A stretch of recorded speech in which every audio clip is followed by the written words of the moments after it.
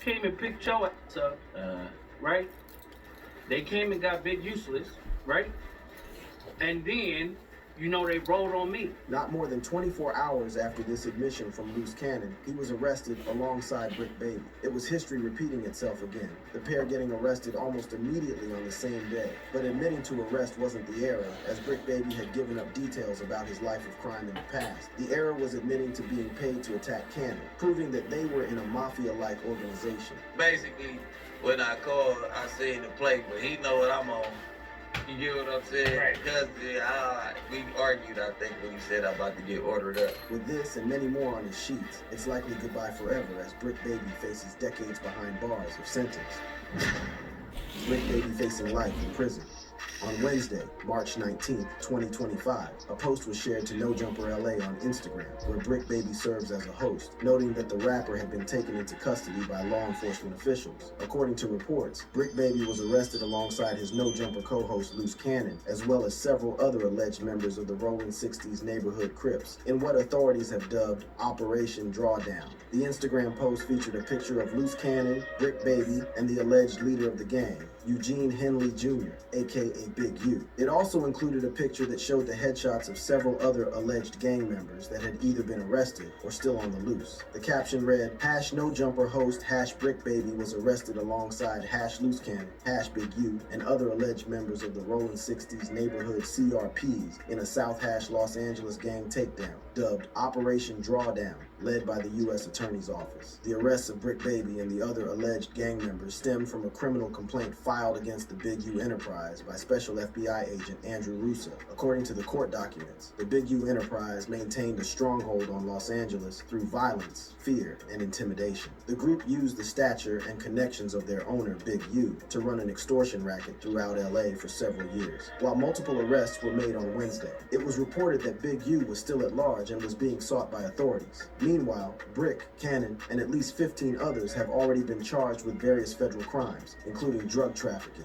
racketeering conspiracy, and firearms offenses. If convicted of these charges, Bricc Baby could be looking at an extended stay in prison, just like other artists who have been indicted for violating the racketeer-influenced and corrupt organizations RICO Act in recent years. New York drill rapper K-Flock was found guilty of multiple charges by a jury in his New York RICO case on Thursday, March 20th, 2025. K-Flock's charges that resulted in his conviction include racketeering conspiracy, use of a gun resulting in death, attempted murder and assault with a weapon in furtherance of racketeering, and use of a firearm for attempted murder and assault with a dangerous weapon. The court eventually acquitted him of the murder in aid of racketeering charges relating to the 2021 murder of Huascar Hernandez. Flock's trial began on March 10th and involved multiple witnesses, including the rapper's former colleague and a state cooperator. After the guilty verdict, his sentencing was set for July 16th, and Flock might reportedly face a life sentence when the time comes. Apart from Flock, rapper Young Thug was recently released from jail after accepting a plea deal in Georgia RICO trial that played out for about 2 years. The rapper pleaded no contest to RICO and gang leader counts in October 2024 and was subsequently sentenced to time served on several counts as well as 15 years of probation. Another popular figure that has been handed a lengthy prison sentence due to violating the RICO Act in recent years is rapper Casanova. The Brooklyn rapper was one of 18 men charged in 2020 for their alleged criminal roles in the untouchable Gorilla Stone Nation gang, which prosecutors claimed committed terrible acts of violence across the New York City area.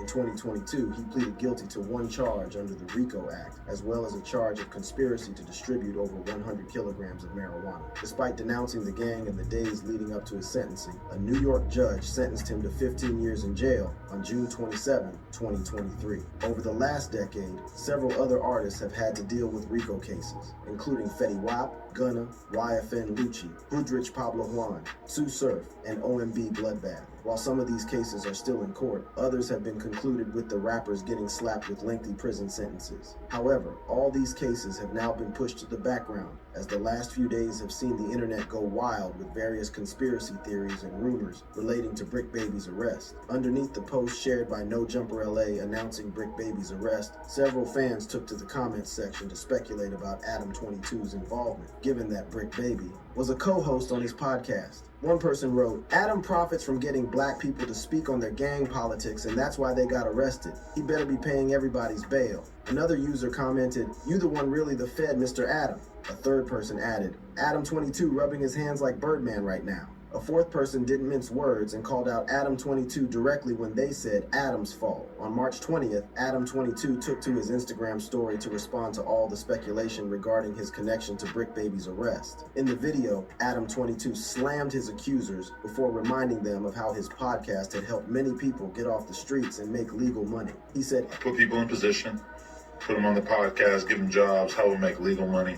A lot of the people are getting caught up for it, especially with Bricc. It's like, I'm not seeing anything that says anything about stuff that he's done in the last 2 years since he's been with us, right? Adam22 also noted that while he occasionally cracked a joke or two, he genuinely regarded Bricc Baby and Loose Cannon as friends and was ready to support them every step of the way. At the end of the video, the podcaster re-emphasized that the duo's present legal trouble was no fault of his. Anybody acting like this is because of No Jumper? No, No Jumper was the antidote to this bullshit.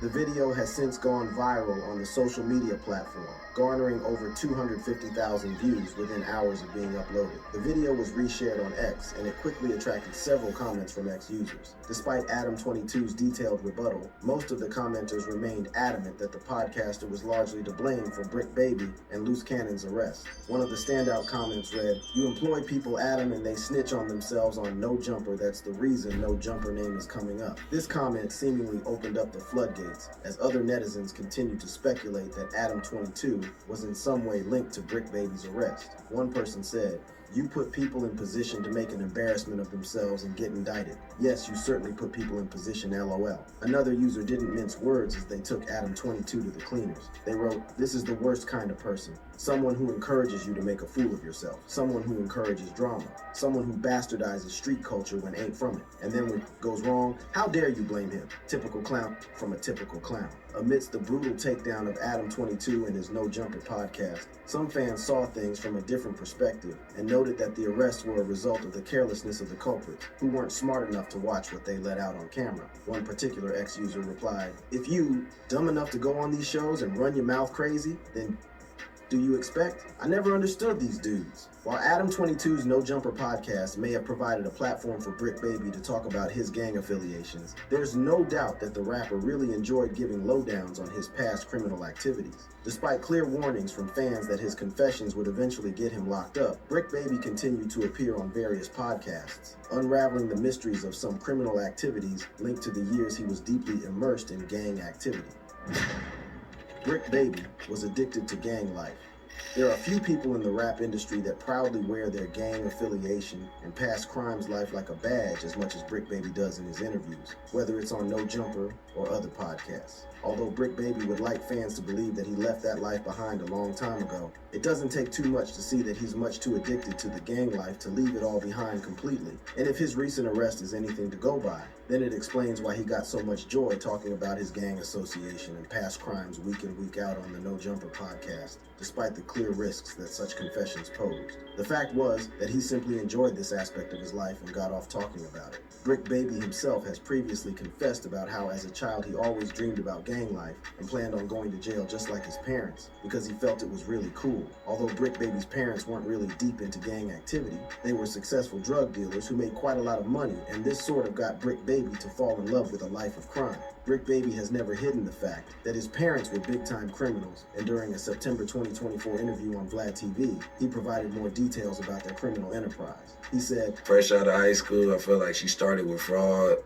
Not boosted, but fraud, and it led to her going out of town and starting her journey. I feel like my dad was a hustler from day one." Bricc Baby also opened up about how growing up surrounded by a lot of dirty money got him fascinated with the life of crime quite early in life. When he was asked what sort of effect his parents' legal drama had on him, Bricc Baby answered saying, "It made me want to go even harder, because it was like, I used to drive in Bentleys and live in big old houses and all, like I know what the dope money do." Bricc Baby blamed the thought process on being ignorant at that stage in life, and went on to talk about how he and his brothers grew up with the ultimate desire to get caught for a crime and spend time in jail. He added, "I should have looked at it like that, but it was to the point to where me and my brothers used to be like, man, when I go to jail, I'm gonna have my little like, we was up in the head, like we was planning on going to jail. It always was in the plan. Like, it was not like that, and it sounds crazy, but we spoke it into existence." As the video progresses, Bricc Baby talked about how growing up in an environment where every one of his family members were getting At Central Wyoming Skin Clinic, your Like, skin share, health and is our subscribe highest to the priority. channel, man. What y'all Our think trusted dermatology expert. about Bricc Baby being sentenced on this indictment? Shit crazy, man. This shit that's just took place in the last, few weeks. Shit with Bricc Baby, Big U, Yella Beezy, and Sauce Walker. But that Sauce Walker joint, that was get back for GS Lil Ronnie, man. Back to the video. Like, share, and subscribe. Please, if you don't got nothing good to say, man, don't leave no negative comments in my section. About my channel, about my videos. At least I'm doing something. It was a rite of passage that needed to happen before he could feel like a part of the family. So it wasn't surprising that he started dealing drugs when he was just 16 years old. But that wasn't when he got his first taste of crime. According to Bricc Baby, he committed his first crime during his first year of high school. He was 14 at the time, and a girl who was mad at her dad and wanted to get back at him helped Bricc Baby to steal from her dad. She not only provided him with information, but she also left a window open to allow Bricc Baby to get into the house and steal some drugs and cash.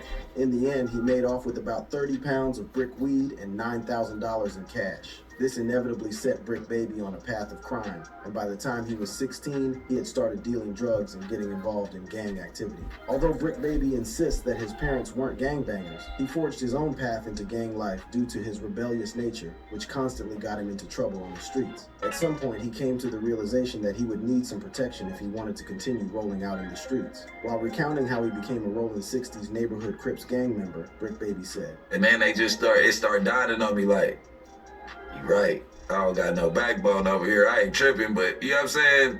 I end up getting put on 60s like my 14th summer. Bricc Baby officially began his journey as a Crips member when he was 14, and he quickly rose through the ranks, earning the nickname Baby Wild Bill before getting it changed to Wild Bill, and then finally, Billy Bad.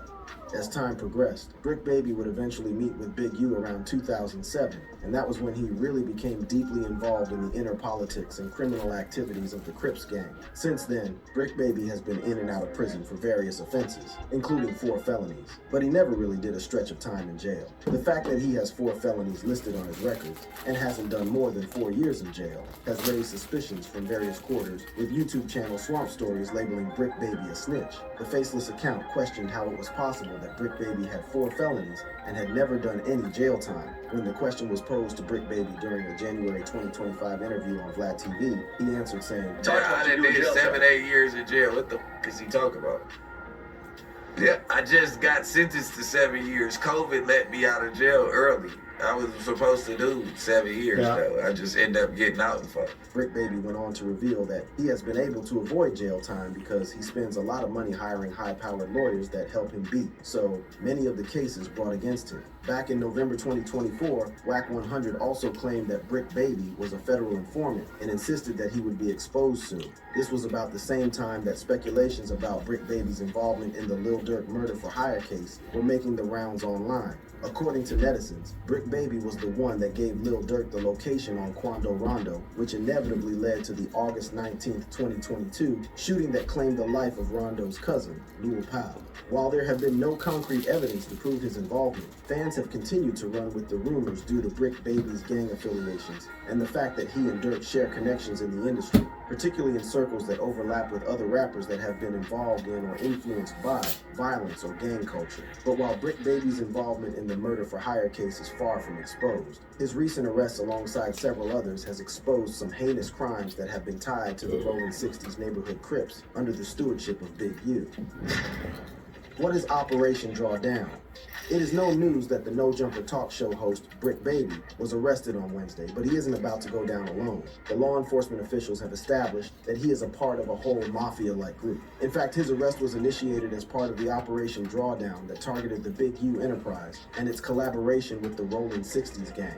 This gang, also known as the Rolling 60s Neighborhood Crips, are based in Los Angeles, and they began their operations in the 1970s. This group is famously notorious, particularly in the Hyde Park area of South Los Angeles. Like with other gangs, they soon gained fame and became one of the most feared groups following their beefs and confrontations with other gangs.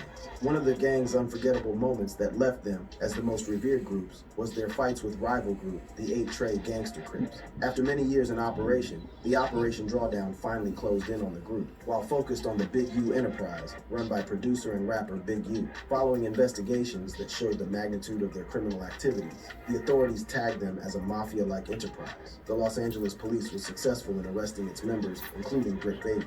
However, the forerunner, Big U, found a way to escape. But sources revealed that he eventually turned himself into the authorities. Via a criminal complaint filed against the group, Andrew Rusa affirmed that they sought to control the entire city through intimidation, violence, and fear. This led the group, in collaboration with Big U Enterprise, to extort individuals and businesses in LA. During a press release, Joseph T. McNally, the acting U.S. attorney, established that the Big U Enterprise ran under the guise of being a reputable organization when in fact it was strictly criminal. McNally emphasized that Big U, aka Eugene Henley, 58, masked his real identity to the people of LA. To the crowd, he was a rapper, producer, and philanthropist who through his organization helped young boys stay off the streets and crimes. On the contrary, in the real world, Big U was the perpetrator of everything evil as he killed and harassed those who crossed his path. The acting U.S. attorney referenced a scenario where he killed an individual and disposed of the body in South Las Vegas. At the same time, Big U allegedly harassed and intimidated witnesses.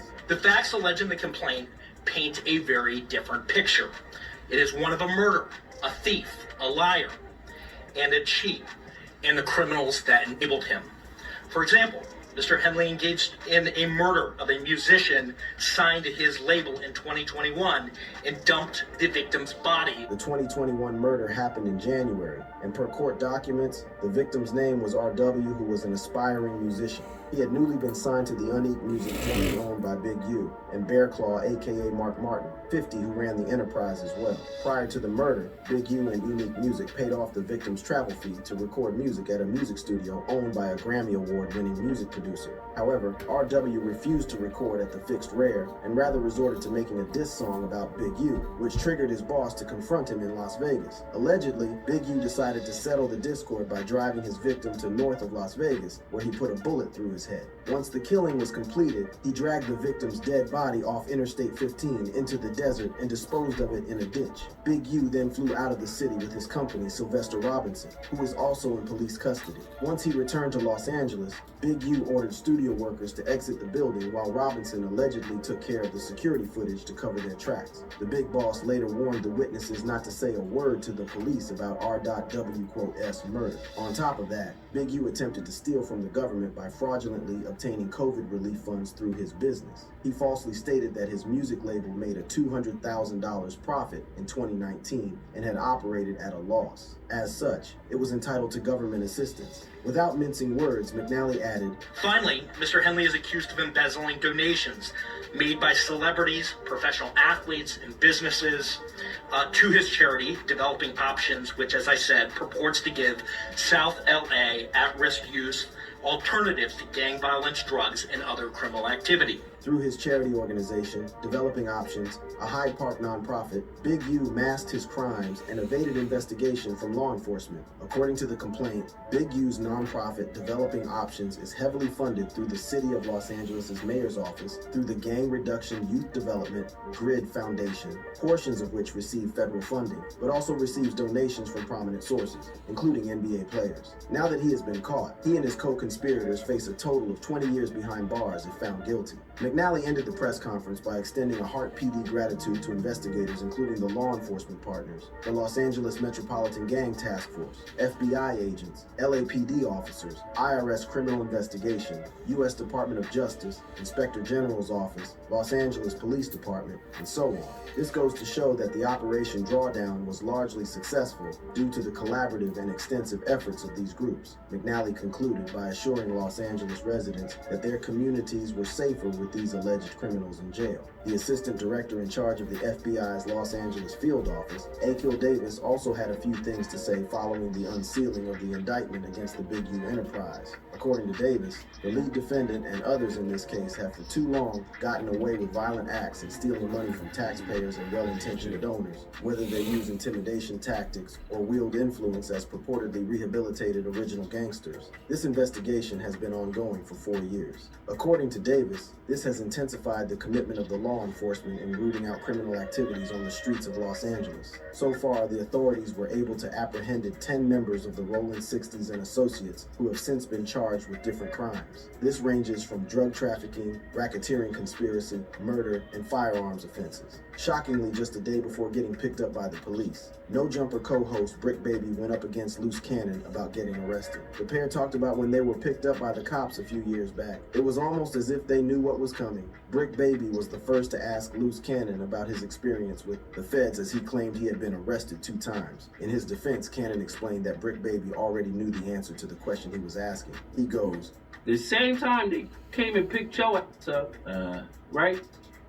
They came and got Big Useless, right?